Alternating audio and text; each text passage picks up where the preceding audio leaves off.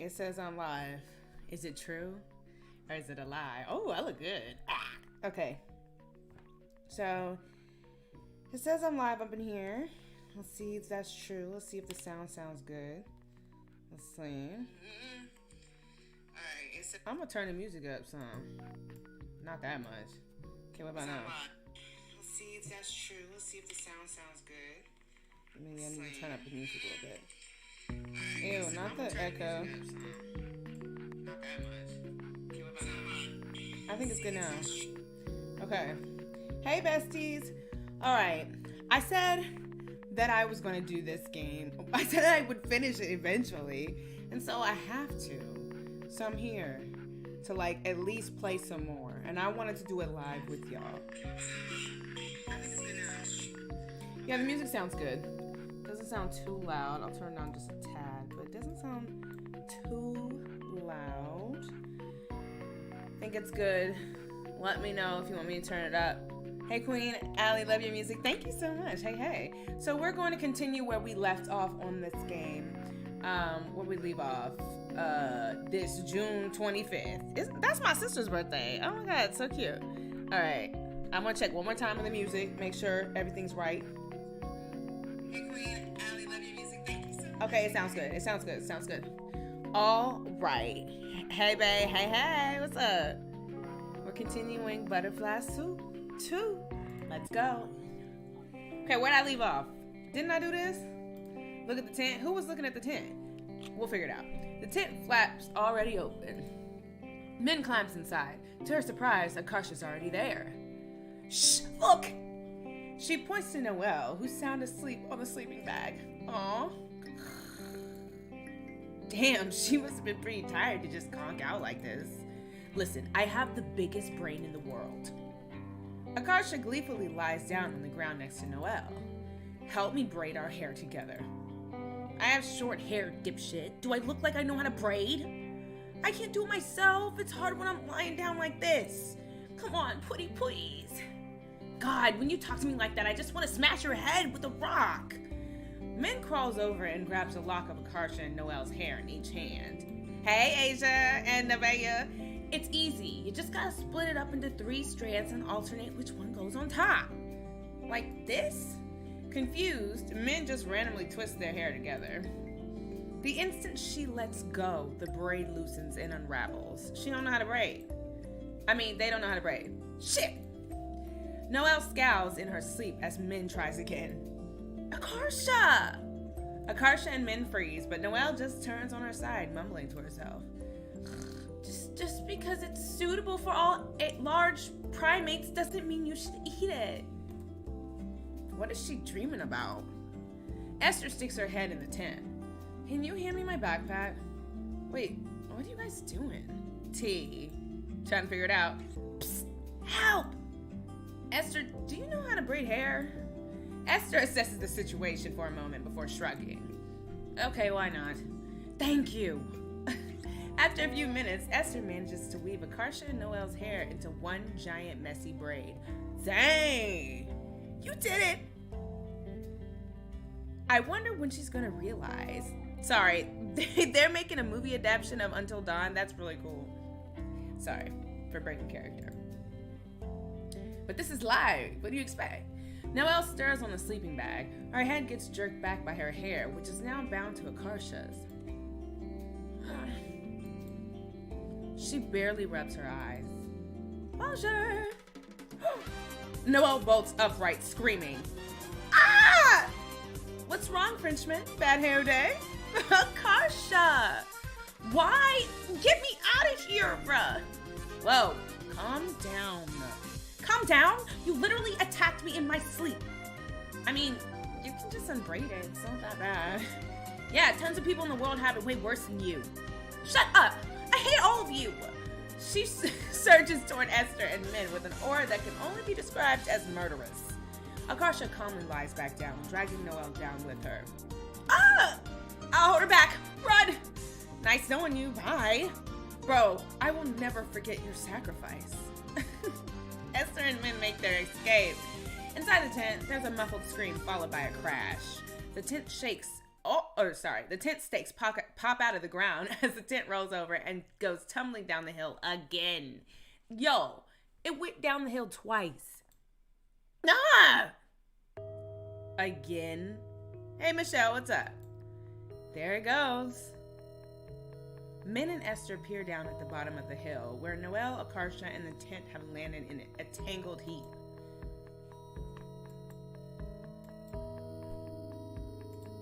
Suddenly, something dawns on Esther, and she straightens up, her eyes shining. I can use this! In my comic, it totally fixes the part I was stuck on. The hell kind of story are you writing where you can even use this? Some kind of camping disaster? You don't understand. It's perfect. I gotta write this down. Isn't your sketchbook and everything down there, though? Inside your backpack? Crap. You're right. I guess I'll go grab it. Hey, Sylvie, what's up? Esther sighs and heads down the hill to retrieve her things.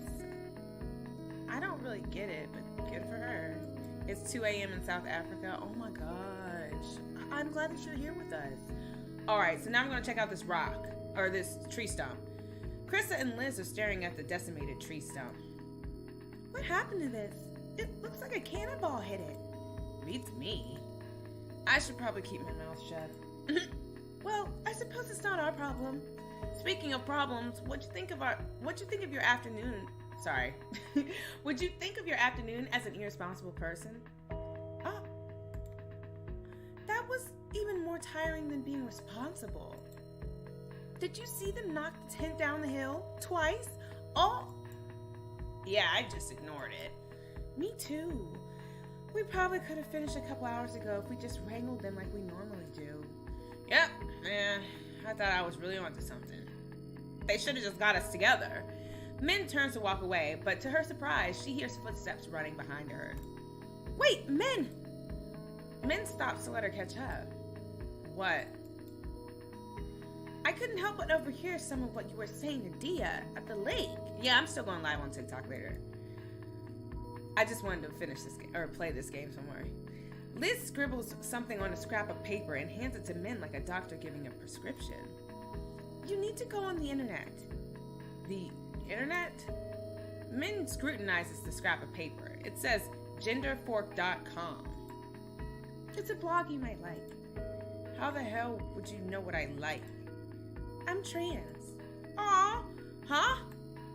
I mean, not that being genderqueer is necessarily the same as being trans. I'm glad she told her because, like, you know, if you watch the last episode, you know what Min's going through. So I'm glad Liz told.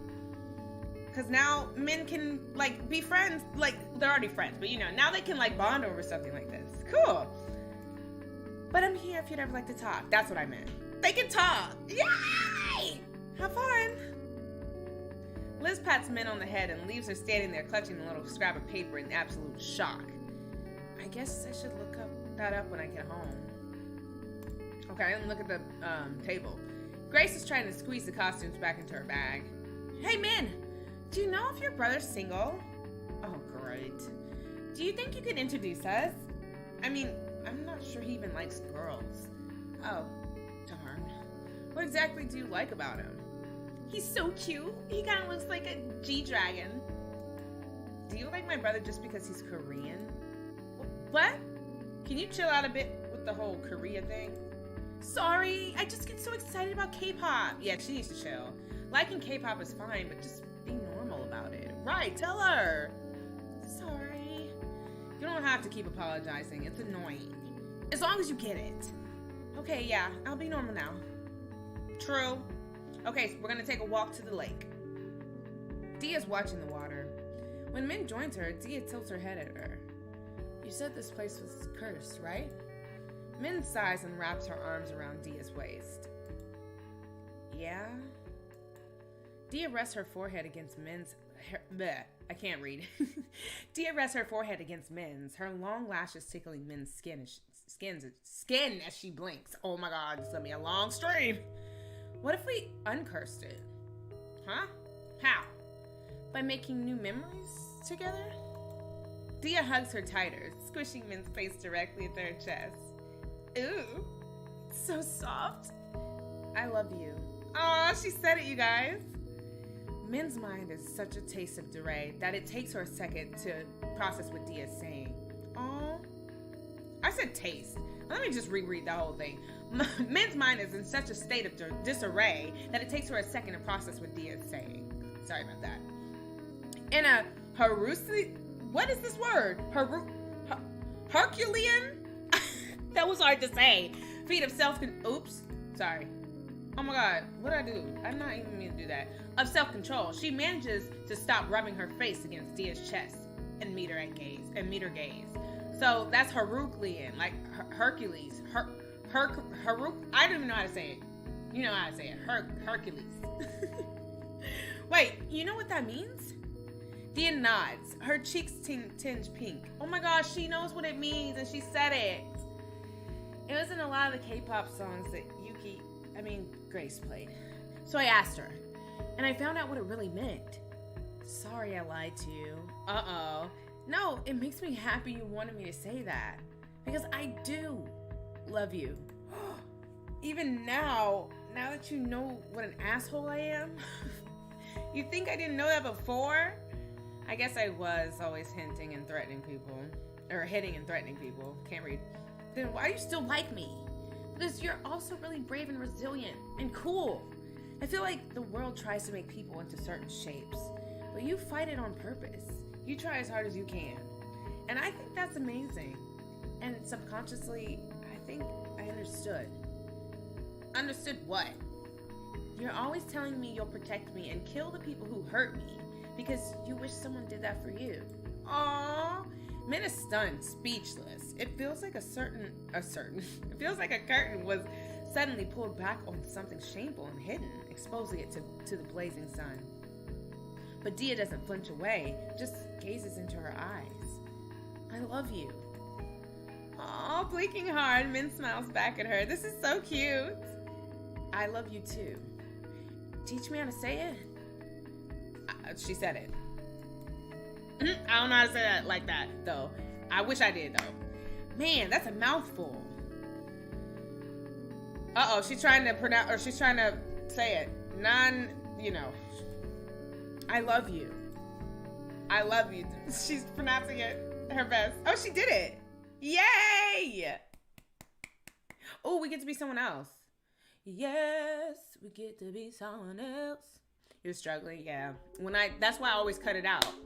When I'm recording videos, I cut out me struggling. But today on live, you get to see it all. The first phrase is mirror.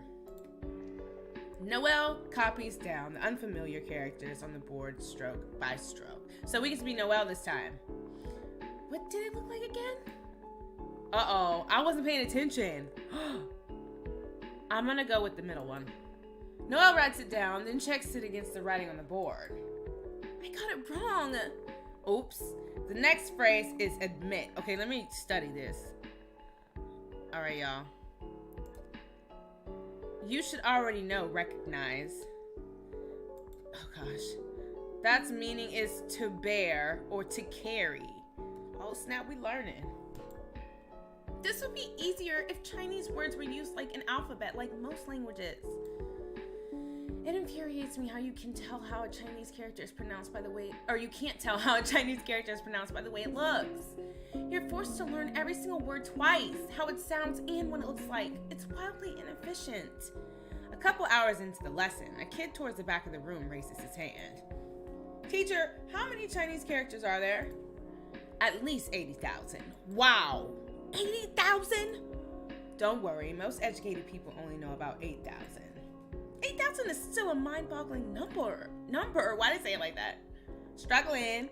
After school, Noelle does her weekly packet of Chinese homework at the kitchen table. I've spent every Saturday since kindergarten tediously memorizing a few characters at a time, but it's barely even made a dent. After all these years, I still can't even read a book or a newspaper. At this pace, it's hard to imagine I'll ever be able to. Noelle, what is this? Noelle looks up to see her mom holding the sample packet of pads and tampons she got from school. Oh, that's from the sex ed talk we had in class. The girls received a presentation about menstruation. The school gave you this? Using a tampon is the same as having sex. Wait, what? Fake news. Her mom doesn't know what she's talking about. That's not what the teacher giving the talk said. It's just a tool for absorbing blood. No, you'll be able to feel it the whole time. And it goes into... Her mom can't even bear to say it. It's the same as having sex with a man. The woman giving the talk said plenty of girls use it. American girls get their periods so early because they're thinking sexual thoughts at a young age. Huh? It's not natural. You shouldn't be thinking about these things until you're married. What? After throwing away the immoral tampons, her mom goes off to the living room to watch a Chinese variety show. It's hard growing up trusting very little of your parents' judgment. Jeez. My mom doesn't believe in mental illness, yet genuinely believes in superstitions like auspicious dates. Was that supposed to be suspicious or auspicious? I don't know. And no amount of proof or argument can sway her. Is Chinese society just decades behind the West? I've yet to meet a white person whose mind works this way. Oh, Noelle. Don't think like that. It's just your mom. Noelle glances over at the show her mom is watching.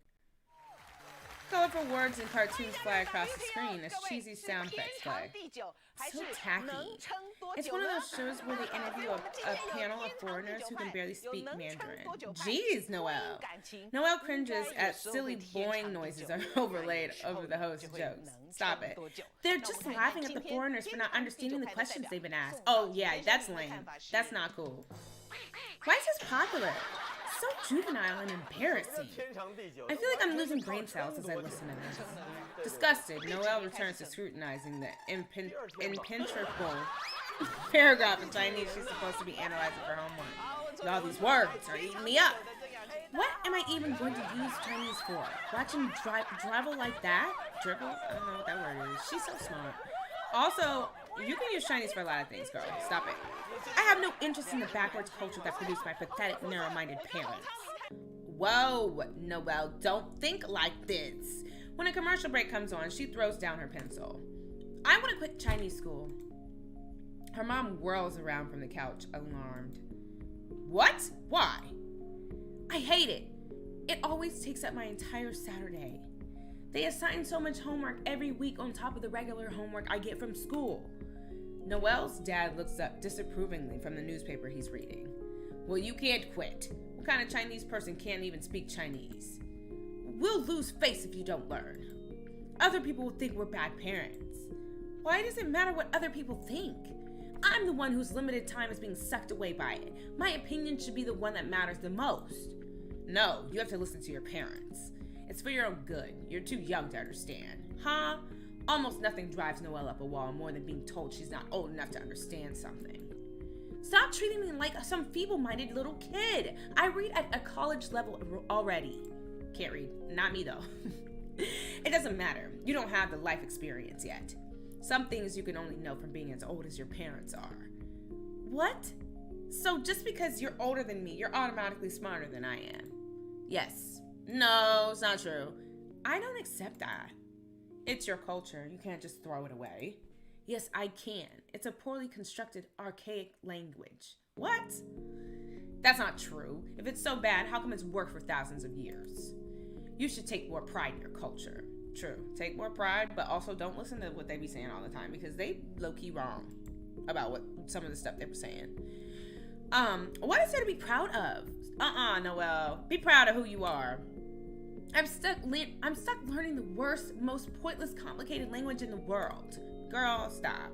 Exasperated, Noelle's parents exchange a look. You're still going to Chinese school. We've already paid for your classes this year. Can I quit at the end of the year then? If you still feel this way by the end of the year, fine, you can quit. I can? Huh? No, she can't. Think about it. If she goes to Chinese school with that kind of attitude, she won't learn anything anyway. True, I guess, but she still needs to learn. You know what? I'm not her parents. It's impossible to teach someone who doesn't want to be educated. We might as well at least save money. Dang. Yes, at the end of the year is pretty far away, but at least the end is in sight now. Quitting Chinese school will significantly free up my schedule. I can probably read a few more books every week. It'll be still worth it. When I'm older, I'll be so thankful that I quit. I don't think you will, girl. To be real with you, I don't think you will. Noelle is so elated that she doesn't even mind being dragged along to 99 Ranch with her mom. A trip she normally gripes is a waste of time. The store? As they browse the fishbowl aisle, her mom's Nokia rings. She quickly brings it to her ear. Hello? There's a pause. Her mom's face falls. Uh-oh, what y'all think happened? What is it? Ma. Oh, Grandma passed away. Oh. I know I should be sad, but I haven't seen my grandma for years. I've never had a real conversation with her before. It's like being told a stranger died. Dang. 9th grade, you guys. Double tap. Like the video because we made it to 9th grade. Noelle isn't allowed to use her bedroom door, so she's on high alert as she uses the computer. Jeez. Sounds like my mother's busy washing vegetables in the kitchen. Here's my chance. Noelle quickly searches homosexuality on Wikipedia. Noelle? Oh, T. Okay, no. Oh, it's not T, but okay, Noelle. Noelle in a car shop. I've been shipping it. Anyway, I skimmed this page once as research after Akarsha started insisting Dia and Min were romantically involved. But I'm positive there were no mention of it being possible for two women to have sexual relations. I would have remembered it. All right, read the Wikipedia article, click sexual intercourse hyperlink. Yikes, no. Click the lesbian hyperlink. I'm going to click this one for the sake of Noelle. I want Noelle to know more. Noelle scrolls through the page. Most of this page just details historical lesbian relationships. It just details it, sorry. They live such tragic, tortured lives. I hope Dia knows what she signed up for. Girl. Before the late 19th century, the word lesbian referred to any derivative or aspect of Lesbos, including, I don't think I'm allowed to say that, including a type of wine. Sorry. In 1890, however, the term was used in a medical dictionary as an adjective to describe that sexual gratification of two women by stimulating intercourse. Okay, period. She's learning. What on earth is that? I don't know if I'm allowed to put this on YouTube. Oh my gosh. I'm not going to say everything because you know how YouTube is. Is this the finger thing Min was referring to? Oh my God. Oh my gosh. The page opens. At the top, there are multiple illustrations. Or no, there's a simple, I can't even read. Oh my God. Illustration of two women. I can't read it all because of YouTube. What is this? She's learning. This is so risque.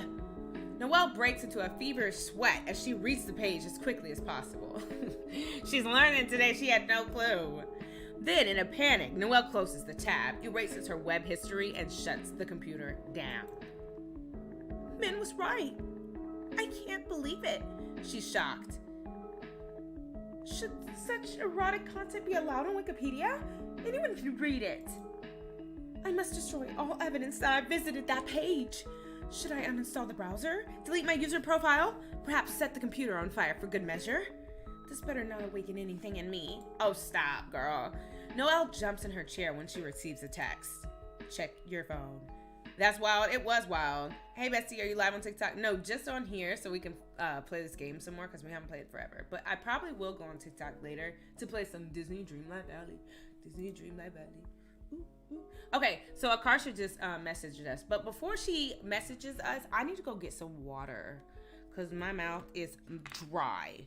I need it. Get some water, y'all. Get something to drink. You need it. Ooh, not my stuff falling.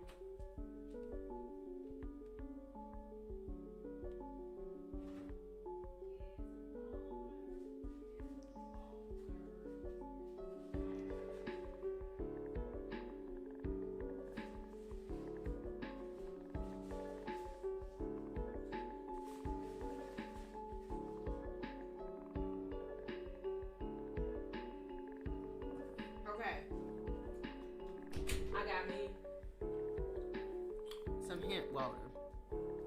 Get my pillow back and my blanket. I hope y'all are comfy too. Got my water. Okay. I'm back. Akarsha just messaged us. Let me get a sip so I can make their voices as best as I can. Okay. Let's continue. Akarsha said, is it just me, or does King Dedede look kind of sexy in this drawing? Most popular deviation submitted in the last... Okay. So right here. They're saying he's sexy. She's saying he's sexy. Dia said, question mark, huh? Yeah, I'm going to keep the live up. Oh my gosh. Anyone else? Hello? Anyone care to raise a hand? You're insane. Would anyone else hit? Hello? Noelle? Banging on your door.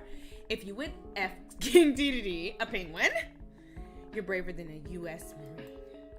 Dia has left the chat room. Min has left the chat room. Well, why are you like this? I'm so bored.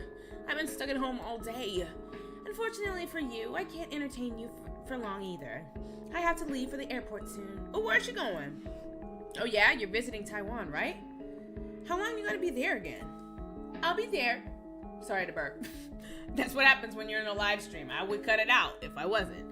Okay, I'll be there for an entire week. My mom and I will return Sunday afternoon. My dad is staying for an additional week there for business purposes. Oh, geez. Can I still message you when you're there? Do you have to use a VPN or something? No, as long as I have internet access, we should be able to chat like usual. Really?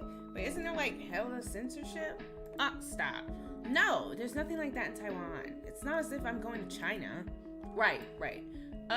Also, what's the difference between China and Taiwan again? Shot. What does that mean? I mean, I know it's an island, but is it like, you said you were shot, yet you're still talking like nothing happened? What are they talking about? What does shot mean? I don't know. They're speaking, I don't know what they're speaking about. Its own country? I have high pain tolerance.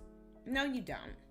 Anyway, I tried to ask in geography class once, and everybody started arguing. Everyone started arguing because it's a political question. Whether Taiwan is a part of China or a separate country is an extremely controversial issue. At least she's telling her. I didn't know that either. Why though? To be honest, I'm not clear on the details. As I understand it, the dispute is a result of a civil war that was never properly resolved. Huh? So, are you... Oh my gosh, Akarsha. Or both. Oops, sorry. I didn't mean to do that. Well, I went to Chinese school as a child, and my parents told me Chinese folk tales. Is that how it works? Just because I speak English doesn't mean I'm English. Oh, Lord Akarsha, Lord Akarsha. To be frank, I'm floundering because I've never given it any thought. LOL, oops. I didn't mean to give you an identity crisis. Crisis. Even if I say I'm Taiwanese, hardly anyone knows what that means. Even other East Asians. That sounds kind of like how most Americans don't really get desi in identities. Oh my gosh. It's coming back, y'all. How so? Like, they think about it based on country. Like, you're Pakistani or Indian, etc.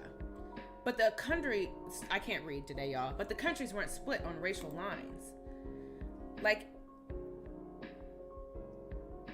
wow, she's teaching us everything. I'm learning today. Is she right?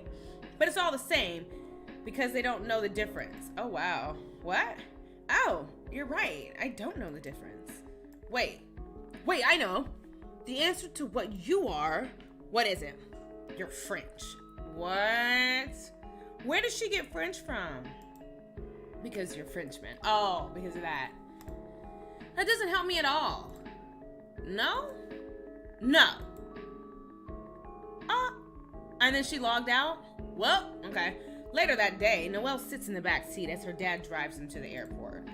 She feels a flash of rage when she sees a passing car sporting a proud parent of an honor roll student bumper sticker. Why would you brag about such an unremarkable accomplishment on your car? You're supposed to be on the honor roll. It's like buying a bumper sticker that says, my child breathes air. Dang, Noelle, not everybody is smart like you. My parents would never even bother mentioning such a banal thing. I don't know these words should be using. Noelle's mom squints at the airport signage as it passes them by. Noelle, watch the signs for us. Why me? I don't even know how to drive. You were born here. You read faster than us. All right. How is it that after living here for 20 years, they still haven't mastered English? My mom can't even speak English well enough to carry a conversation with a stranger. What have they been doing this whole time? Jeez. Which way is parking? Which lane? Just follow the arrows. Turn right. See? Even though I have a PhD, ever since you were in 2nd grade, you could read highway signs faster than me. Good thing we have Noelle with us. The signs go by way fast. Noelle's dad scratches his head as she directs him. Oh my God, I can't read. Through the airport's labyrinthian roads. Labyrinthian. That's probably the word, but I probably said it wrong. Where is it? It feels like we're just going in circles. We're not. See that sign there? The parking's past the cargo area. Do I turn here? Noelle's heart stops as her dad starts to turn into a street labeled with "Do not enter." Lord, it says "Do not enter." Keep straight. Oh. Her dad swerves sharply to stay in his lane. Noelle massages her temples, her heart pounding. I'm surrounded by illiterate idiots. Why does it rest on me, a literal child, to ensure we don't drive onto oncoming traffic? They have endless energy when it comes to obsessing over my studies. Why can't they work on their own English instead? As the car rolls into a parking lot, Noelle jolts up in her seat. Wait, this isn't the correct garage. Turn around. Huh? How do you know? That sign says premium parking. Premium means something of exceptional quality, superior. So, it isn't good? Wait, is that what that said? What did it say? Sorry. I don't know. I think I read that wrong. Anyway, not right now when we're looking for the regular run-of-the-mill parking lot. Okay. In this context, premium parking means special parking that's more expensive. Oh, make a U-turn. We're going to miss our flight. Noelle's mom sighs as the car makes a series of turns. This would have been easier if you could talk to us in Chinese. This would have been easier if your English was better too. Noelle crosses her arms in the back seat, fuming. Why am I the only one responsible for making sure we're not separated by a language barrier? You were the ones who chose to move here in the first place. Ooh. 16 hours later. Am I gonna keep butchering this? Maybe. Noelle and her parents take a taxi from the airport to an alley lined with parked scooters. Grandpa, okay, this must be Grandpa's apartment. We're staying there for the week. Her mom presses the buzzer. Bzz, we're here. Come in. Yay! After huffing and puffing up 4 stories of stairs. Ooh, Noelle's drenched in sweat. Dang. Hey! Yay, you're finally here! Did I say that? Chunhua? I probably said that wrong, sorry. You've grown up so big. Yeah, I must have been in elementary school last time you saw me. This must be one of my cousins. Noelle, don't be rude. Introduce yourself in Chinese. Hi, Mary one. I don't know what she's saying. My pronunciation is so atrocious. I don't know if they can even understand me. Oh yeah, girl, she couldn't. What'd you say? Lee. She's trying, but that's not it, I don't think. Can I just talk in English? Grandpa doesn't speak English. He only knows Japanese, Taiwanese, and Mandarin. Even the Mandarin he's nearly forgotten.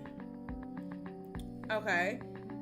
Is this Grandpa or Grandpa gestures at her daughter. She's wearing thick glasses and carrying a huge brick of a book. Noelle, you speak English with Grandpa or Grandma. I forgot which one it was. She wanted to go to college in America, so she's very happy to practice speaking. Yes, you can call me literature. Is that a name she chose herself? Chinese people have such odd taste in English names. That's all right.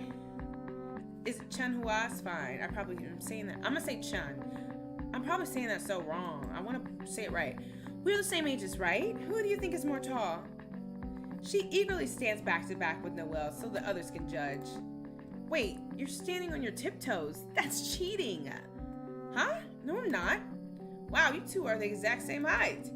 They're both skin and bones. They are cousins. They really are cousins. Sorry. One U.S. version, one Taiwan version. Noelle glances at Chun and realizes with a start that she's right. It's like meeting a version of myself from a universe where my parents never went to America. Oh yeah, they're like twins. A stranger with my face. You sure I'm not taller? Yes, we sure. Uh-oh. That must be Taiwanese. Oh, she doesn't know it. Chunhua gives him an affectionate hug as Noelle awkwardly watches from the sidelines. Meanwhile, the adults launch into animated conversation in Taiwanese. Ooh, I wonder what they're talking about. Me, I wonder what they're talking about. My Taiwanese is even worse than my Mandarin. I don't know a single word. Actually, wait, isn't Agong Taiwanese? They didn't cover it in Chinese school. Could it be a term exclusively used in Taiwan? Who knows? It's really a special sort of confusion, not knowing what language you're speaking. I am going to be live on TikTok for a bit later.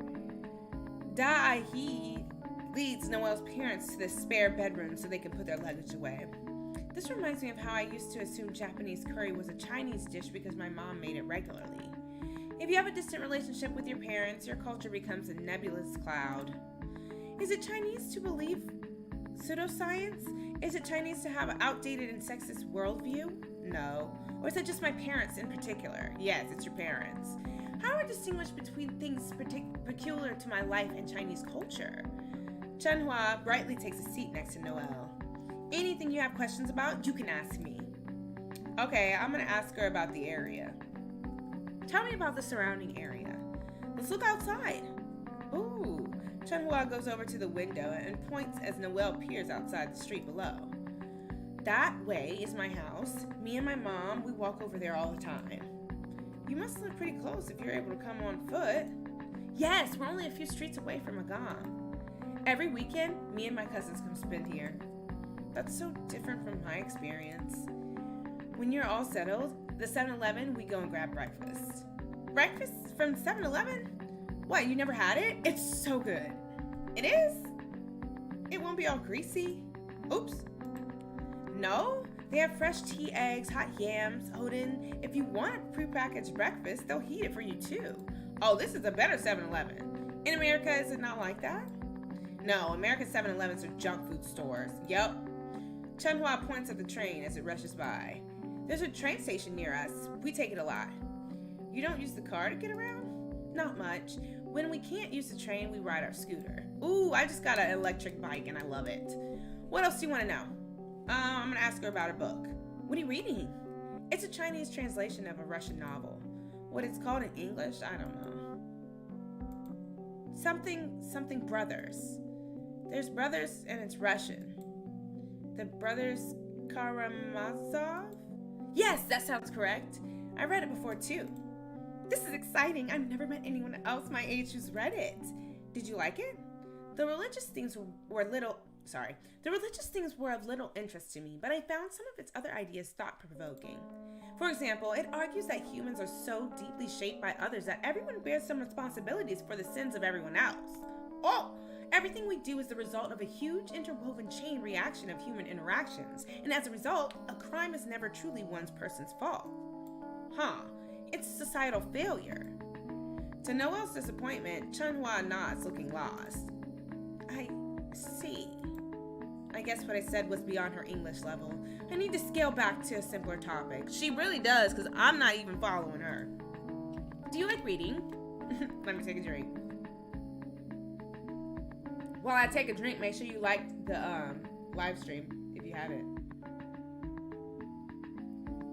Like it. I like reading. Are you nerdy? The sudden question baffles Noelle. Yes? I suppose so. Good, me too. On the wall, there's even a photo of me that what? Actually, I changed my mind. Don't look too much at the photos on the wall. They're embarrassing. What else do you want to know?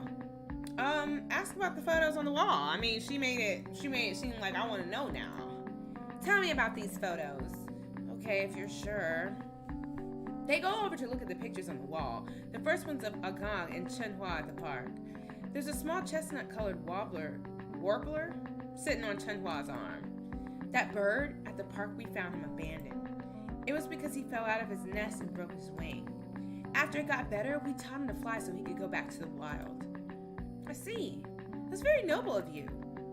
It was Agong's idea. He's quiet, but he's also nice. But he's so nice, actually. You seem very close to your grandpa. Your grandpa? He's your grandpa too? Oh, that's right. Duh, girl. To hide her embarrassment, Noelle quickly moves on to the next photo. It looks old. A swarm of children are building a sandcastle, and smiling adults look on in the background. This is me, Wan Ping, and Wan Zong. Wan Ping and Wan Zong are my older cousins. They're my uncle's children. Wan Zong's working right now. Too bad Wan Ping is traveling right now, or else we could have hung out. Where's he visiting? Japan. It's his honeymoon. Aw, congrats. Honeymoon? Did he get married? Yes, a month ago. Oh, I had no idea. In the picture, the people behind us is it Dui?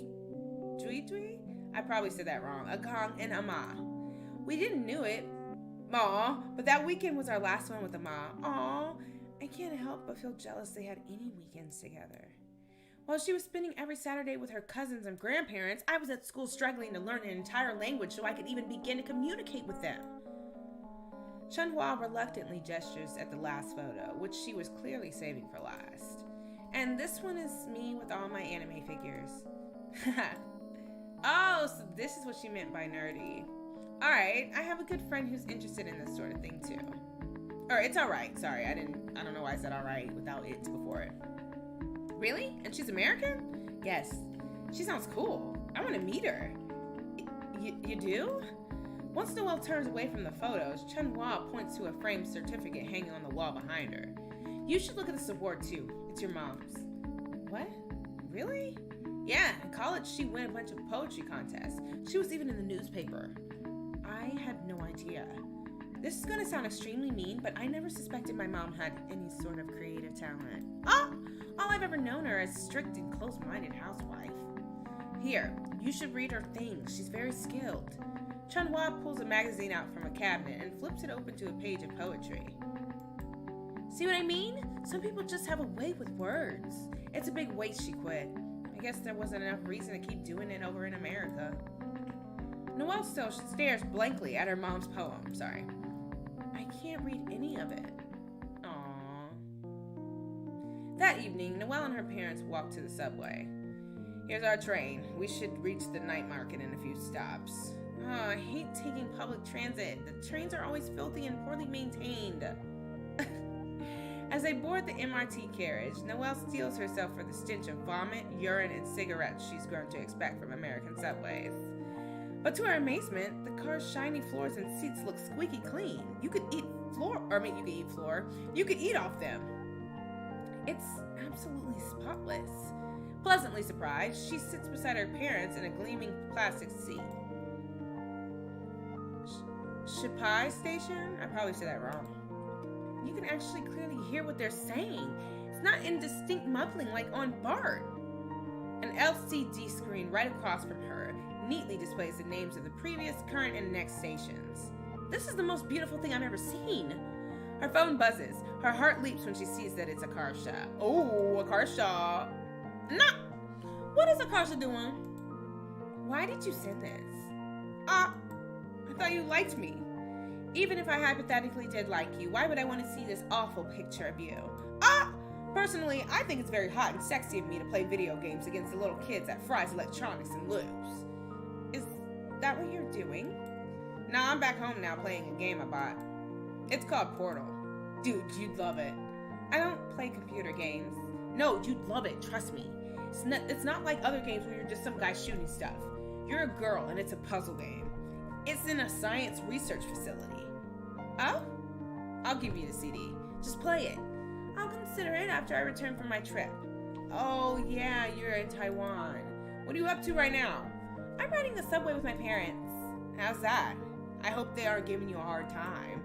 Actually, ever since we've arrived in Taipei, they've been in good spirits. I've never seen my mother so relaxed before. She must be happy to be back home to see her family. Oh, dang. That's good. We're on the way to the night market right now. I feel paranoid that everyone can tell I'm a foreigner. LOL, I get what you mean. When I'm in India, they can tell I'm American before I even open my mouth, just from the way I carry myself. Her mom sighs as Noelle taps out her response on her phone. There you are, addicted to your phone. How am I addicted? Compared to other teenagers, I barely use it. You spend so much time talking to your friends. But friendships are only temporary. As soon as it's inconvenient, they all disappear. Oh, nah. What kind of friends did you have? After I moved to America for your future, not a single one kept in touch with me. The only people you can trust is your family, and I was so far away from all of mine. The life of an immigrant is a lonely one. No, you're just lonely, lady. Is she hoping I'm going to console her or thank her for making such a brutal sacrifice for my sake? It was of her own decision as a full-grown adult to move here. It wasn't up to me. Her mom sighs heavily and stares out the window. There's a message she's always trying to impart on me. I'm lonely because of you. Noelle watches the scenery fly by. About half an hour, the train arrives at their destination precisely on time. Oh, there's a lot of people. Let's look for clothes. You need new ones. But I have plenty of clothes already. They all have holes in them. You should just throw them away already. Oh!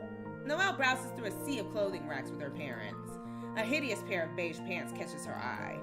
This would complement many items in my wardrobe. She turns it over in her hands, searching for its price tag, but it's missing. I'm gonna ask how much these trousers are. Do you know how? Are you serious? Of course I know how. Miffed, she marches up to the stall's cashier and shows her the pants. Light, I asked how much these pants are. How much are these pants? 200 NTD. That's only about $7. What a bargain. I would buy this. What'd you say? I stumbled over pronunciation. I want to buy this. Okay. Ashamed, Noelle doesn't dare to speak another word as the cashier bags her purchase. Excellent. Simply superb. After 6 years of Chinese school, I still can't speak, read, or write Mandarin. She finds her way back to her parents, who are just finishing up their purchase at the neighboring stall. I'm hungry. Let's get dinner at the food court. What for? There's food stalls all over the place. We can just eat as we shop. No, I want to properly sit down somewhere and have a meal. Oh. Noelle follows her parents down the flight of stairs to the underground food court. It's a bizarre space that reminds Noelle of a mirror maze. They sit down at a stall and Noelle scans the menu, which is conveniently printed directly on the surface of the table. Something chicken, something soup. Noelle has to pick her dish based on the pictures, like a toddler would. Me, do you know what you're getting? I will order the oyster omelet. It's seldom seen in America, so I should take the chances to eat it here. As the stall worker comes over and takes her parents' orders, Noelle mentally recites hers, that's what I do, determined not to be rendered an inarticulate child again. Like me. I know this. This is kindergarten level vocabulary. I want oyster omelet.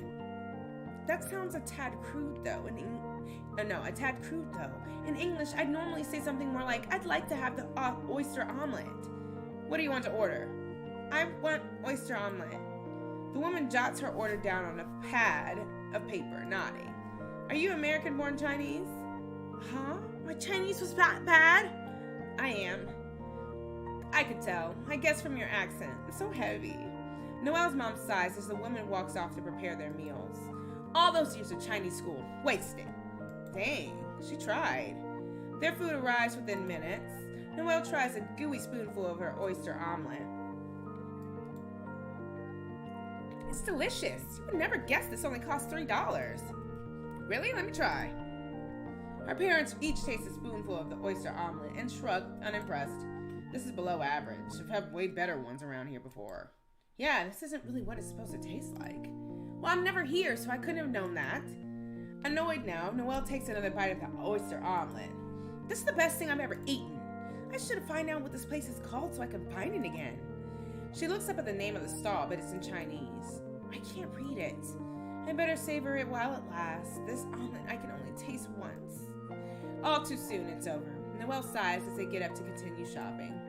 You should have tried harder to convince me to learn Chinese. Are you serious? We told you not to quit so many times. But you never properly explained why it was so important not to. All you did was give me condescending lectures about how I was too young to understand why it mattered and how I've been an embarrassment if I didn't learn. English is our second language. It's hard to explain things to you. And it's true, you are an embarrassment. Oh! Last week, I saw our neighbor's son Michael moving the lawn, and he greeted me in Chinese. Wow. Hello, Auntie. See, that's what happens when you listen to your parents. Michael goes to Taiwan with his family every summer. That's the reason he's more fluent, not because he was a superior child to me.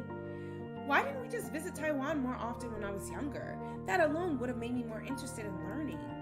I feel like I've been trying to understand Chinese culture by looking at it through a soda straw until now. You think we didn't want to visit Taiwan more too? The airplane tickets are expensive. We have to save up for years just for one trip. Dang. Oh. But even so, you should have done more to show me that speaking Mandarin could have been a positive experience. Why do you always speak to me in English even though you can't fully express yourselves in that language? If you conversed with me in Chinese from a young age, I would have naturally picked it up from daily use. We thought you'd have an accent if we did that. We were worried you wouldn't fit in at school. But that's ridiculous. There's no way I would have developed an accent when everyone else I interacted with spoke English. I would have grown up bilingual without any ill effects. Resigned, her dad shrugs. Well, too late now. What can you do? Damn, they really don't care. The last day of the trip. Uh-oh, not the sad music. Noelle and her relatives visit the columbarium housing Ama's ashes. Aww. My mom visits this place every time she's in Taiwan. Noelle follows her grandpa into the worship hall. We crossed an ocean to see my grandpa, and I've barely spoken a word to him. It's not out of lack of interest. He must have lived a fascinating life. He's the only grandparent I have left. But how do you gain access to the heart of a stranger? Where do you even begin? Tell me about yourself. Who says that to their own grandfather? It would sound like a job interview. Even if I knew what I wanted to say, what am I capable of saying in Chinese? Today is Sunday. I am a student. She watches Chunhua take a lotus petal from a glass bowl and offer it to the giant Buddhas. Noelle, we're going to pray for Hama. Take a flower petal from that bowl over there. Can I pray in English? If you have to. Unsure what she's supposed to do, Noelle does her best to imitate her parents. Hello, Buddha. I seriously doubt that you exist. Dang, Noelle! But I'm sure Amma was a wonderful woman. Chunhua deposits her lotus petal in the bowl before the Buddhas, her eyes shining with tears. I miss Amma. To Noelle's surprise, her aunt embraces Chunhua like it's the most natural thing in the world. They're so comfortable with each other. Is that how mothers and daughters are supposed to be? When I look at my mother, the first emotion I feel is stress, and that's how it should not be. Noelle deposits her lotus petal in the bowl and joins Agong, who's waiting to the side. He smiles awkwardly at her as they stand together in silence. What should I do? Try to build a relationship in broken Mandarin? Tell him I like reading, or my favorite color is green? Or do I tell him, or let that... I can't even read, oh my god. Or do I let that moment pass me by, say nothing and remain strangers? Am I a terrible person if that's what I do? Come on, we're going upstairs. Oh, poor her. After an elevator ride, they arrive at the floor housing her grandma's ashes. Ama's over here. Noelle follows everyone down the hall to one of the niches. The only thing distinguishing it from the others is a tiny name tag on the door. Not that I can read it, even if I could. I don't know the names of any of my relatives. And at this point, I'm too embarrassed to ask. Even Chunhua's name I only know by sound. I have no idea what it looks like. Noelle's dad points to the units beside Ama's. Your mom and I bought our spots too. Already? You're only in your 50s. There's a limited number, so we made sure to reserve them before they were all gone. I suppose my parents are fairly old. They didn't manage to have me until their 40s. Going off the average American life expectancy, they'll probably have around 25 years left. Jeez. Noelle's mom wipes her eyes as they open the door of Ama's unit. Will I cry when my mother dies someday? I'm starting to seriously worry that I won't. What kind of monster does that make me? What kind of cold, heartless person cares so little about their own parents? Is there something wrong with me? Do I just not form emotional bonds as deeply as ordinary people do? Oh. When they get back to Agang's apartment, Noelle and her mom begin packing to leave. Are you all flying back tonight? Actually, my dad will be in Taiwan for another week attending business matters. So my mother and I are flying back home. 1 week was too short. As Noelle fits the last of her clothes into her roller bag, Chunhua takes a seat, pulling a thick tome out of her backpack. Noelle feels a twinge of sadness as she watches her cousin read her huge academic-looking book. If I'd grown up in Taiwan, we probably would have become so close. Suddenly, a strange thought occurs to Noelle. If I'd grown up here, would my personality been shaped to something more similar to Chunhua's? How much of my personality is just a product of being raised by an immigrant helicopter mother with no friends or family around to balance her out? Would my mother and I have gotten along? The magazine Chunhua showed Noelle earlier is still out there on the coffee table, taunting her. I'm finished packing, so I have some time to kill before we leave to the airport.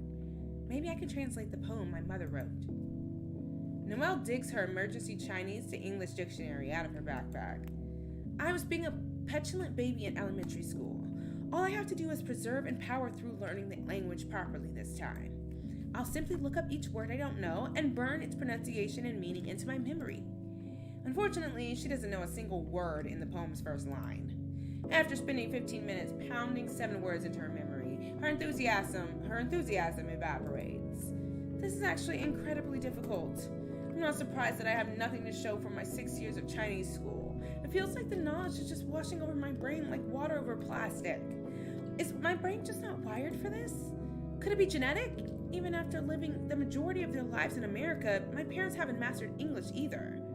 It takes another 15 minutes for her to finally overcome the first line of the poem. At last, on to the second line, and I already know all these words.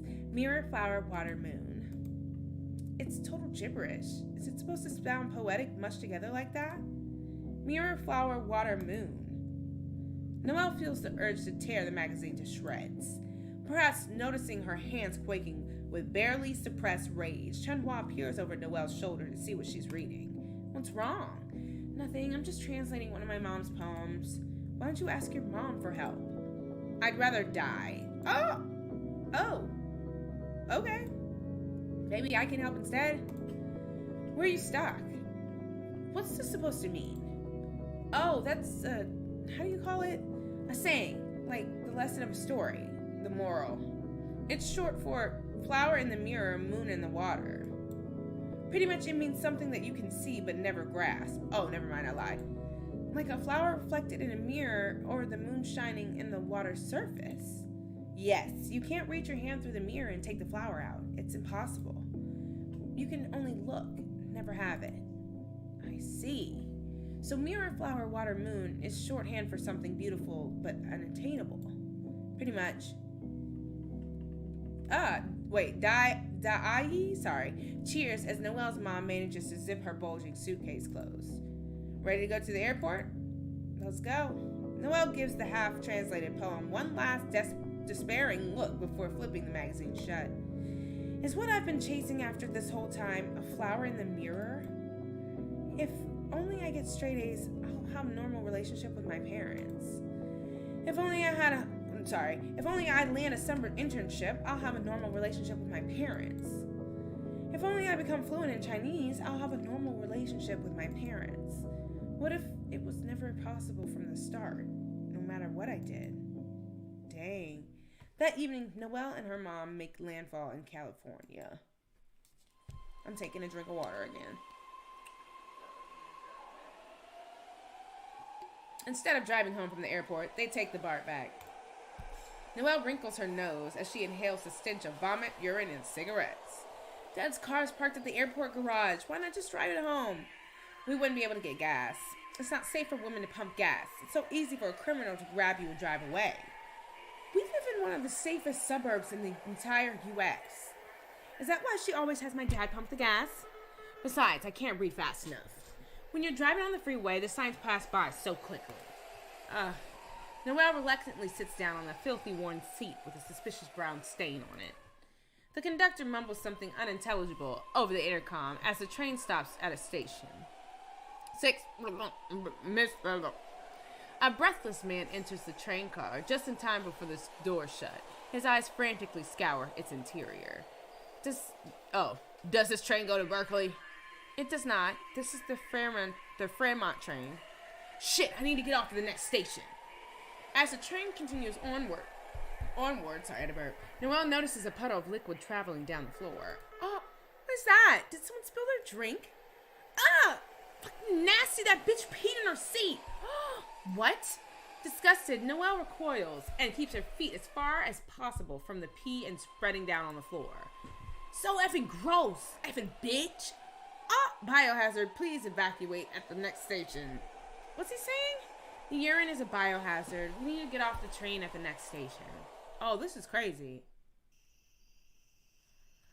Once the doors open, Noelle and her mom hastily drag their luggage off the train onto one of the concrete platforms. Maybe we should have driven after all. I didn't know Bart was like this. We're still several stops from our destination. Uh-oh. Noelle and her mom wait on a bench for the next train home. 9-car train to Fremont in 6 minutes. Our next train will arrive in 6 minutes. Okay. Good thing I was here with you, otherwise I don't know what train to take.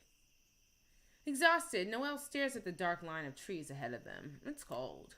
Why are we here? Because the hobo lady peed on the floor? That's not what I mean. Why did you move from Taiwan to America? To give you more opportunities. That doesn't make any sense. Taiwan is superior to the U.S. by every conceivable metric, and it's not even close. Taiwan has socialized healthcare, more robust public infrastructure, and one of the lowest poverty rates in the world.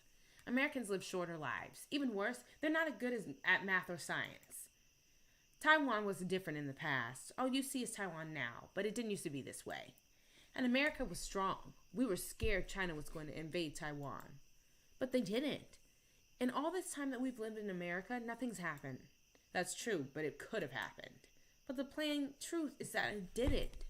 You could have just stayed put. I could have grown up in Taiwan like Chun Hua and the rest of my cousins, and everything would have been fine. But we didn't know that. You think we had a crystal ball telling us the future?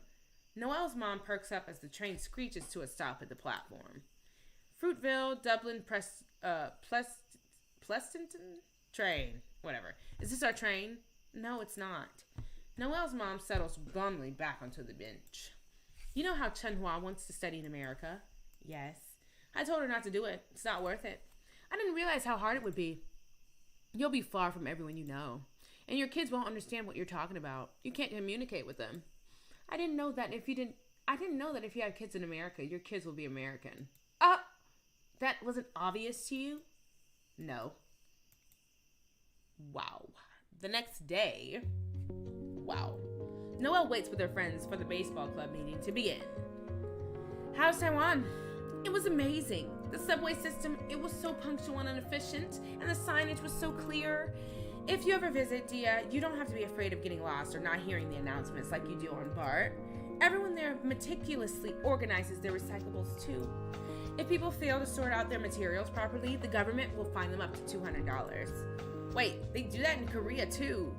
Interesting. Perhaps Korea is more similar to Taiwan than I thought. I bet Korea did it first and then Taiwan just stole it. What makes you think that? Dia listens with a small smile as Noelle continues extolling the virtues of Taipei's trash collecting system instead of describing any of the landmarks she visited. You must have liked it there. You're right, I did. What do you call it when you're grateful for the things your parents have done for you, but at the same time, you feel like they've made critical mistakes that'll probably affect you forever? Isn't that just life? Oh, I suppose it is. Damn it, my shoelaces keep coming undone. Noelle glances to her left, where Akarsha is crouched over trying to tying her sneaker laces. Sorry, y'all. Why have you tied your shoelaces like that? This is the Silicon Valley Frenchman, the land of innovation. Did you get me any souvenirs on your trip? No. Meanie! I didn't get anyone anything. We had limited luggage space. All we brought back were snacks that can't be found here, and dubious beauty products my mom wanted. Dubious beauty products? Like what? Nail clippers with bombs in them? Oh! Why'd she say that? Why would there be nail clippers with bombs in them? All I meant was products with questionable value like skin whitening cream. Wait, skin whitening cream? Like to make your skin lighter? Yes, Chinese beauty standards are all kinds of messed up. It's been ingrained very deeply into people's minds that the lighter your skin is, the better. That's just like in India. Yeah, oh my god, I thought it was just a brown thing. You guys have colorism too? Oh, is it similar in your culture? Mine too, honey. It's a whole thing, you have no idea. I would argue I do have an idea. My mother even tells me not to spend time outside to avoid getting a tan. Oh, my mom does that too. They have those dumb as F skin creams in Korea too. It's the same. It's the same. Yellow and brown parents. They match just like pee and poo. What the F, man? Right. Akarsha, have you ever considered not speaking? How mean. The second I open my mouth, you all jump to slap my balls. Do you have to word it like that? I'm trying to use more phrases with the word balls in it in my normal conversation. Why? I don't know. I just think it'll add more flavor. Death Bagels in a symbol. The Death Bagels gather around Krisha and Liz as they begin the meeting. So we've got good news and bad news. Good news, we have a game today. Bad news, it's just the Niles baseball team again. They're the only ones who would play us again. That's not surprising. We either win by pulling some weird shenanigans or lose so badly we get mercy. There's no in between. So most teams we play aren't exactly eager for a rematch. We had to swear up and down you guys would be normal this time. So y'all better not act weird. Alright, we yakusoku. What? That's how you say promise in Japanese. Is everyone ready to go? The other team got here early.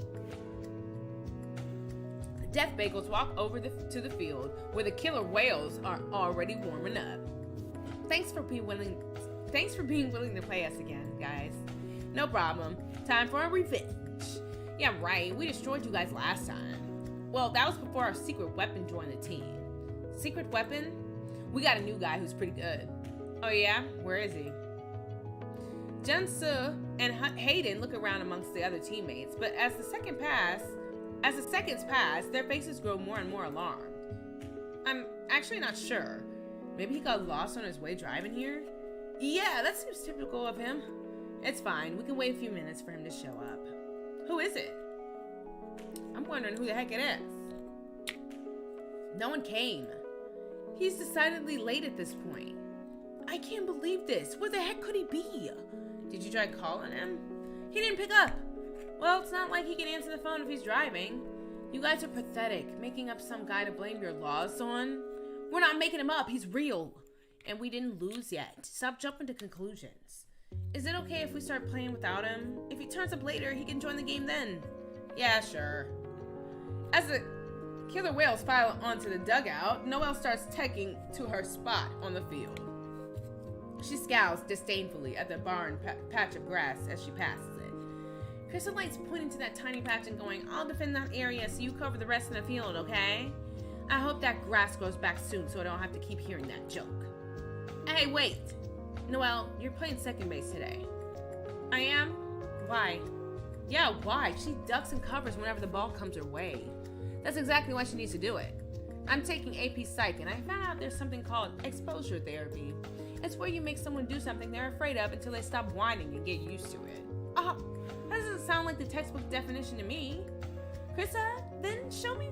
Krissa, then how come when we went to that demon ride at Great America, you had your eyes closed the whole time? That was before I knew what exposure therapy was. Uh-huh. Wait, but I was second base. What happens to me then? You're playing left field now because you run fast. We're moving a whole bunch of people around, not just you two.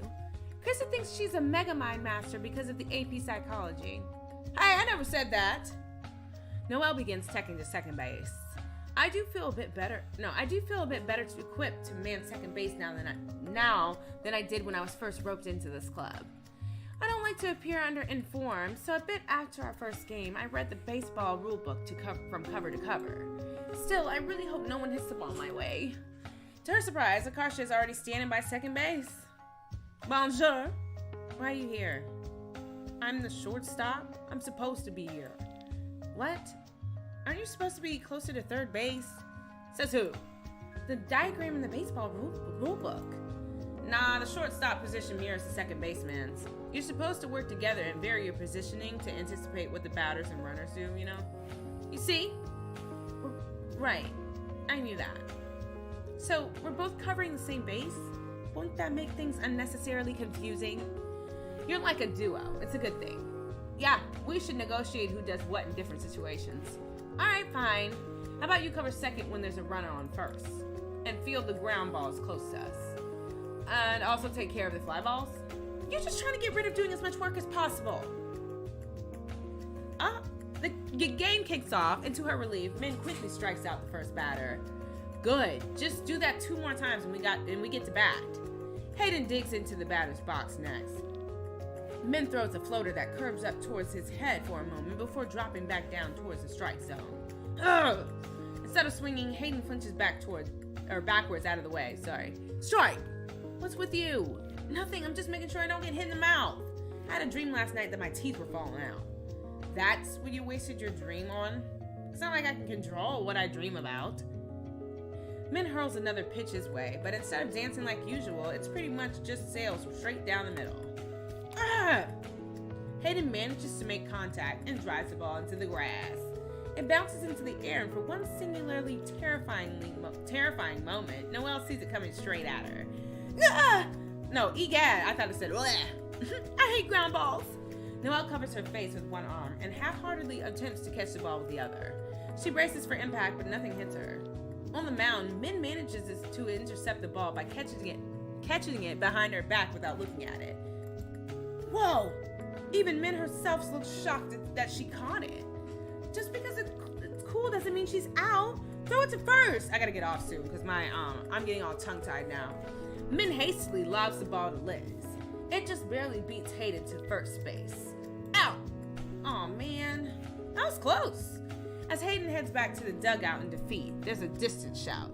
Sorry I'm late! Some guy is sprinting down the hill to the killer whales at the top speed. Sorry! Saban! Where were you? The killer whale player sighs despondently. Did I say that right? As he joins the teammates. I was driving over when all of a sudden a spider crawled up my leg. So obviously I crashed the car. Obviously? Are you okay? Don't worry, I'm fine. I just knocked a street sign over. Isn't that a crime? How big was the spider? Like this big. He pinches his thumb and index finger together to demonstrate. So small. But it was all hairy, so practically speaking, it was equivalent to a spider twice as big. Even if it was twice as big, isn't crashing kind of an overreaction? No. Whatever, just get up to bat already, it's your turn. This guy seems like a coward. I wonder what makes him their secret weapon. Saban digs in between home plate. He's standing on the other side of the plate. He must be left-handed. Min hurls her next pitch, and the batter shifts into a bunting stance at the last second. He's not even going to try to hit it? He starts to run toward first base as the ball glances off his bat, sending the baseball bouncing towards Liz. She's forced to rush forward to field it, leaving first base unmanned. I got it! By the time she scooped the ball up, Saban is well on his way to first base. He's fast. Frenchman! Oh, I need to cover first base since Liz isn't there. Noelle belatedly runs towards the base, so Liz can throw the ball to her, but Saban beats her there. The killer whales cheer as Saban overruns the base. Yeah, Sub-Zero. Sub-Zero? That's me. They call me Sub-Zero because I'm so cool. Huh? No fear. I want a badass nickname too. Oh, please. Like what? Like Sub-Zero. You're just gonna copy him? Sadia shakes her head as Sub-Zero basks under his teammates' praise. Who the heck bunts to get on base? I mean, if you're fast, it's doable. Lefties have a huge advantage when bunting too, because they're already 2 steps ahead of where righty batters are when they lay down the bunt. That's so cheap. Well, that's the essence of baseball, no? Cheating and being cheap. Ah, I thought the essence of baseball was friendship and teamwork. Oh yes, that too. Jensa's up to bat next. He swings at the pitch. The knuckleball suddenly swerves outward as if sensing the bat, dodging it entirely. Uh-oh. Dia misses the ball by a mile too. She rips her mask off and chases after it. Yeah! Sub-Zero takes off running towards the second base. He's taking a chance to steal? I need to tag him out. Dia secures the ball and throws it to Akarsha. Got it! Never mind, it looks like Akarsha's supposed to cover second base here. Sub-Zero skids to a halt halfway between the bases. Oh no! Because it was his choice to run, we need to actually tag him with the ball. Akarsha charges toward him, and Sub-Zero turns around and flees back towards first base. Throw it to me! Rah! Akarsha lobs the ball over and Liz tags him out. No! Nice one, Akarsha. Akarsha, who's that? You? I don't know what you're talking about. My name is Sub-Zero. No, it's not. The team switches sides. As Noelle crosses the field, she's struck with a peculiar awareness of where she is. Barely a day ago, I was on the opposite side of the planet. I was in Taiwan, where the garbage trucks sing Beethoven's Fur at least, while collecting trash. And now I'm here playing baseball. I'm wearing a little cap, sweating and running on the grass. Why am I here? It's a mistake that I'm here. Hello? Earth to Frenchman? What? You didn't hear a thing I said, huh? My apologies, what was it? I said it's hot as balls out here. Not this again. So, what were you so lost in thought about? Nothing really. It's just strange knowing I would have led a completely different life if my parents had stayed in Taiwan. I would have been someone who was close to their family, someone who wasn't ignorant of their own culture. Maybe I would have been a better person. Oh, I like you the way you are, though.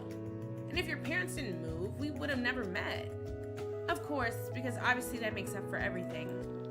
Akarsha grins, and the inside of Noelle's palm prickles. This is so peculiar. Is this what extreme anger feels like? But right now I'm only pretending to be annoyed for comedic effect. The sensation is so unbearable, she wants to scratch it until it goes away. I mean, you went there on vacation. You're probably looking at it through rose-colored glasses. They probably have tons of struggles over there that you're clueless about. Even so, the standard of living there is on an entirely different level. Sorry. This is backed up by actual statistics, not just my personal opinions. I don't know, man. It's not good to wallow too long in self-pity. Or else you'll get lost in the sauce. The sauce? What sauce? It's a metaphor for being out of touch with reality. But I like to imagine barbecue sauce. What? The rest of Death Bagels cheer as Dia bats Krista in. Oh, they're not just walking Dia like last game?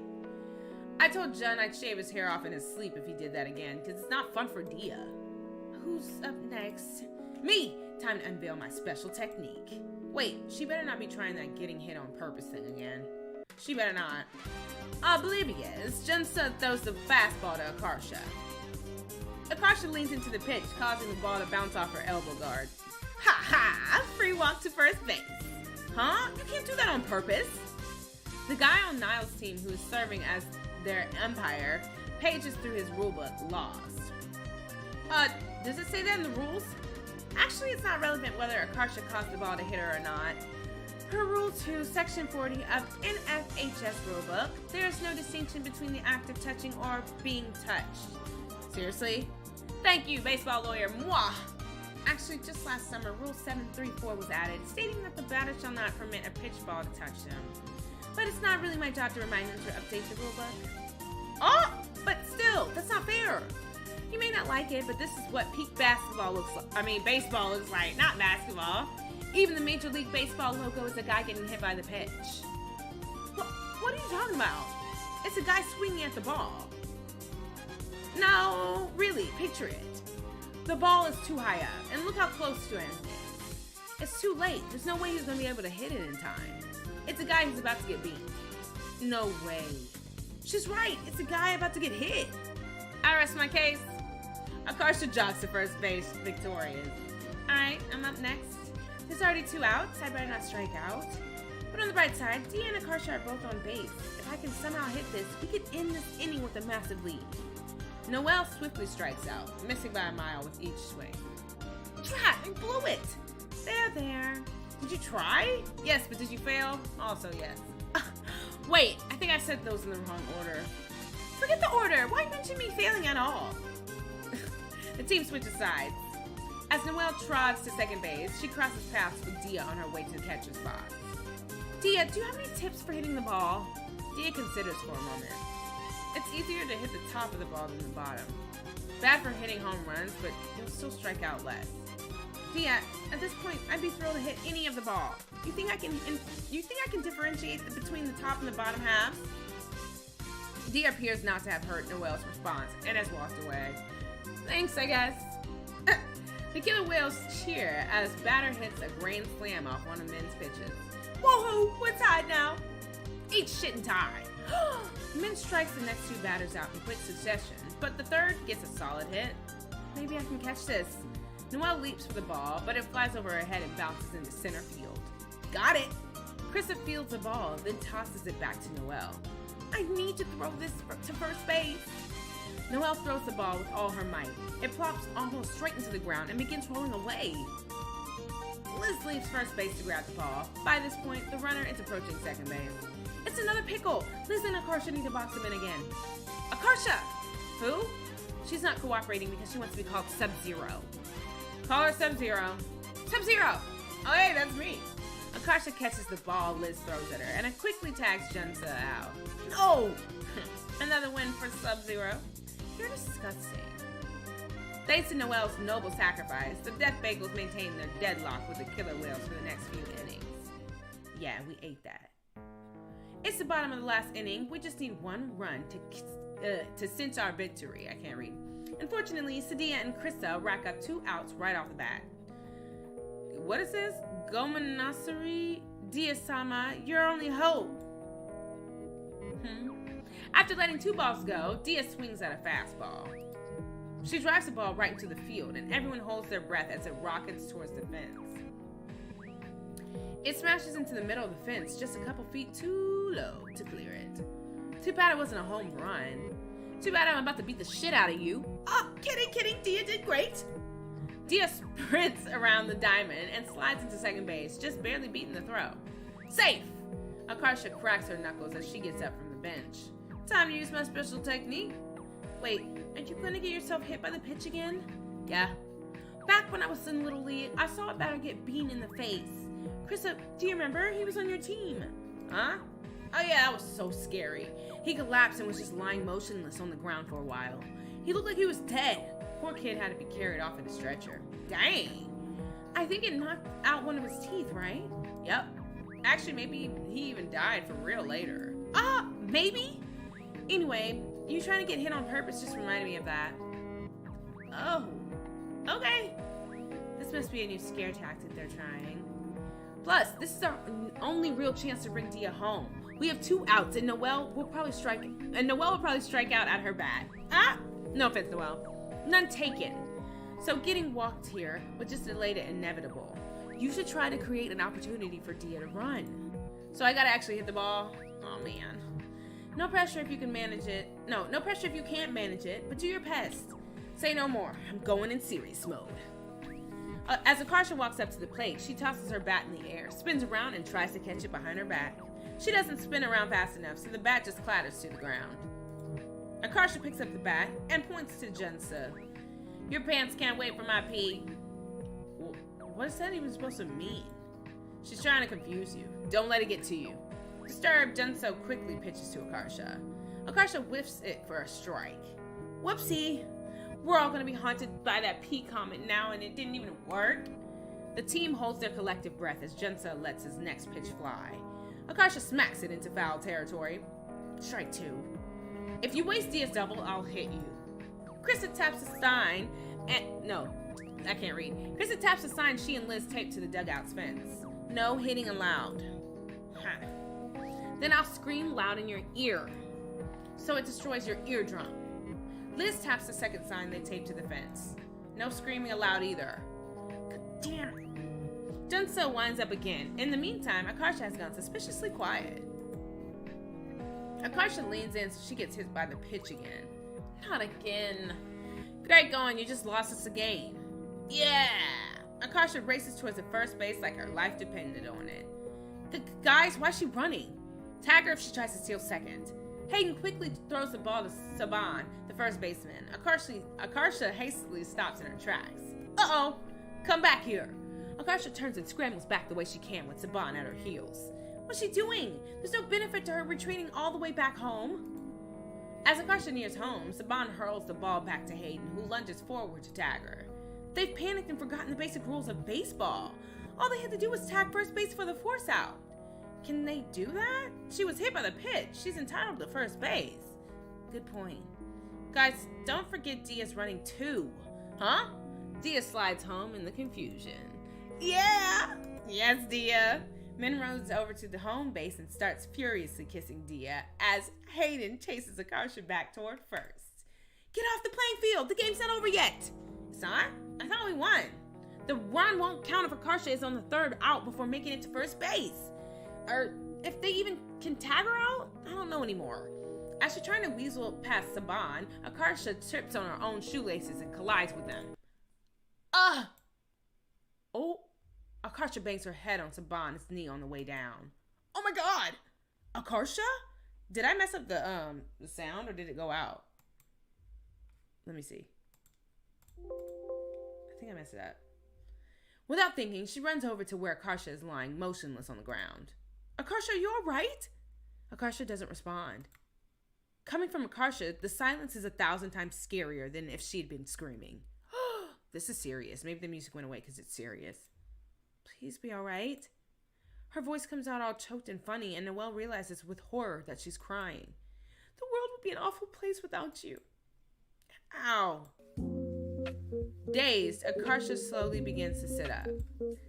Noelle is so relieved that she tearfully pulls Akarsha into a hug for a moment before a mixture of other emotions catch up with her. What? Wait, what am I doing? Her heart pounding, Noelle hastily shoves Akarsha away, sending her crashing back to the ground. What? You absolute arse! You scared me! Don't ever do that again! Noelle frantically wipes her tears away as Akarsha wobbles back to her feet. Soon the others have gathered around her in concern. You okay? Yeah, just woozy. What year is it? 1834? Just kidding, 2009. How can you be cracking jokes right now? Can you tell me what happened? I got myself into a pickle, tripped and ate shit. Okay, good. Ask her if she feels nauseous. Do you feel nauseous? Nah. As they run through a series of tests for concussion, Krista and Liz relax a bit. You seem fine. It's good that you can remember what happened and walk. It looked like you lost consciousness for a second there, though. I wasn't knocked out. I was thinking the whole time. Huh? I was just stunned because it really hurt. So you remember what I said to you? Yeah, that I'm an arse? What about before that? Before that, everyone was screaming that I fell. It was so chaotic and kind of blurred together. What a relief. It would have been mortifying if she had heard me falling to pieces over her. We should still get you checked out by an adult. Aren't you and Liz technically adults now? You know what I mean, real adults, like the school nurse. Does that mean the game's over? Yeah, sorry. We'll have to rematch you guys some other time. Wait, so we did win? Did Dia's run count? Unfortunately, no. My understanding is that Akarsha ultimately violated Section 4 of Rule 8. She made a travesty of the game. A travesty? That's such a dramatic way to put it. I love it. I'm so sorry. You can hit my head. Oh, no, wait. You gotta read it like this. I'm so sorry. You can hit my head super hard as payback. Like with the bat or something. Why? It wouldn't help at all. I'll do it. No one's hitting anybody in the head with a bat. Noelle, could you escort Akarsha to the nurse's office? Alright, fine. Noelle and Akarsha trudge back up to the hill towards the school. Suddenly, Akarsha touches her own cheek, confused. Why is my face wet? What? There's something wet on my cheek, like water. It's from when I was crying over her. That must have been someone spit that fell on you. Huh? Ew! Man, if only I hadn't tripped. I totally would have saved the day. You should have thanked me for trying to save you from making us lose. Now that she mentions it, I do feel a bit bad that she got hurt trying to help me. I actually am a bit impressed you wrangled such an improbable outcome of a walk. I truly marvel at your creativity sometimes. What? Who are you and what did you do with Noelle? Contrary to common belief, I am in fact capable of being nice. I know, but you usually look like you're passing a really hard poo when you're trying to do it. Akarsha grabs Noelle's hand and vigorously shakes it up and down. Congratulations, you've learned basic human decency. You should try it more often. To Noelle's dismay, she feels a strange, almost electric undercurrent of something running between their palms. Why am I so sensitive to her touch all of a sudden? It didn't used to be like this. Ooh, do she like her? Noelle thrashes her hand free and seizes Akarsha's wrist. Ah! Could it be that I'm excited from the game? There's probably still adrenaline in my system. Oh my god. Let me go. War crime, war crime. It's not a war crime to grab someone's arm. Oh, the humanity. To be captivated by a court jester, a circus clown juggling 5 bowling pins. That's rude. Okay, 1 week later, I'm going to save it here. My mouth is so tired from talking. But this is where we're going to grab a quick save. Make sure we're saved. Save it twice. All right, y'all. I'm going to get off and rest for a bit. And then I'll be on my TikTok stream. So make sure you guys turn on my notifications on TikTok so you can come to that. It's going to be fun. I love you guys so much. Thanks for hanging out with me this whole time. It was bomb.